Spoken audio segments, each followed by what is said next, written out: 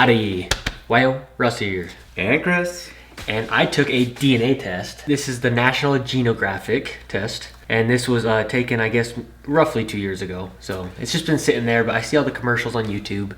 And it's like 23andMe DNA test. And I see them all the time. So I'm like, you know what? I need to do a video for National Genographic. So this is like the cream of the crop. This is why I got the test. To figure out what I am closest to more recently. We all go back to Africa. Yeah, I mean, like, they trace my genes back to Africa. Distantly, but not in the last 6 generations. Yeah.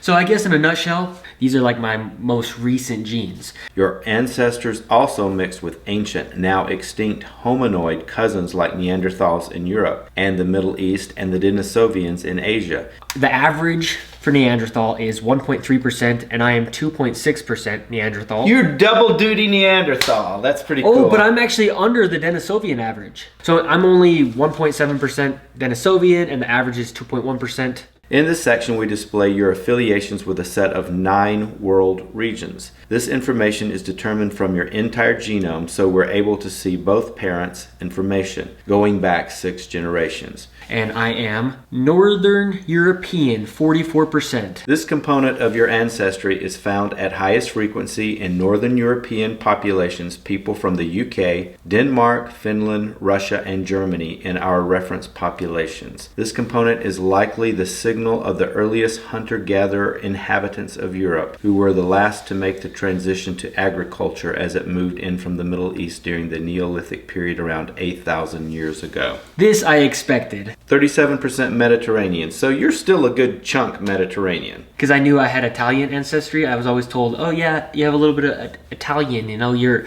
great-great-grandfather is Papa Jacopetti. Jacopetti was his last name, and Italian names, I guess, end with a vowel, like it ends with an I.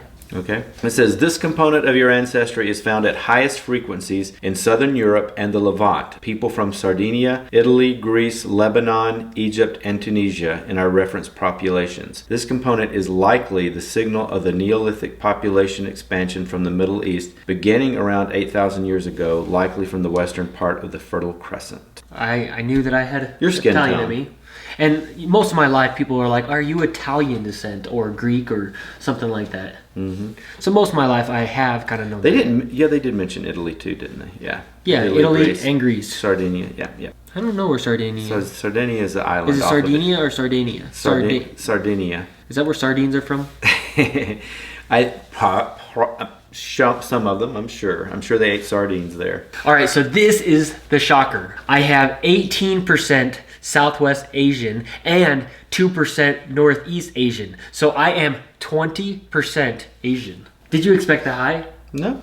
20% Asian. You're 1/5. 1/5 Asian. You're wee little bitty. But I need that 2% to make me 20% Asian. Yeah. So let's go to the Southwest Asian. Dark-skinned peoples, though. There's where you get your melanin. This component of your ancestry is found at highest frequencies in India and neighboring populations, including Tajikistan and Iran. I always said you were my Persian prince. It was likely spread during the Neolithic expansion, perhaps from the eastern part of the Fertile Crescent. Individuals with heavy European influence in their ancestry will show traces of this because all Europeans have mixed with people from Southwest Asia over tens of thousands of years. Wow. And then 2% of me is Northern Asian. Northeast Asian. I mean, where is that? What country is that? Russia. Oh, it's North Russia. I don't like their map that much. I know that sounds weird because it doesn't have breakdowns of countries, but you know, countries are all man-made borders anyways, and they change all the time. This component of your ancestry is found at highest frequencies in the populations of Northeast Asia, people from Japan, China, and Mongolia in our reference populations. It likely arrived in the past 10,000 years with the expansion of rice farmers coming from further north. Interestingly, it is also found at a frequency of 5 to 10% in the Finns, likely introduced by the migrations of Sami people from Siberia into Finland over the past 5,000 years. Yeah, the Sami people could have come way over into Northern Europe that way, and that's more than likely how you would have gotten it since you've got so much Northern European in you. Yeah. So yeah, here's the breakdown. 44% Northern European, 37% Mediterranean, 18% Southwest Asian, and 2% Northeast Asian. That's pretty cool. And then of course the Neanderthal and the Denisovian. You're a pretty good mutt. Yeah. You have no Native American in you at all. No one, I was told I had it. It's weird because like here in the US, you have a situation where we as Europeans came in and just obliterated the native peoples. It's sad. But then just about everyone you talk to, they had some like Indian princess in their lineage. Everyone wants to have had a Native American Indian princess in their lineage. Like they descended from, I don't know, Pocahontas or something. If we added all of that up, that's 101%. I will tell you, when I read this, it says that there's going to be 1 or 2 percentage points that will be a marginal error. Oh, and of course the Neanderthals and Denisovians are mixed in with. Yeah, they went extinct before then. Their genes are that mixed. You have are mixed in all of this. There's a possibility that somewhere in my genes I do have Jewish.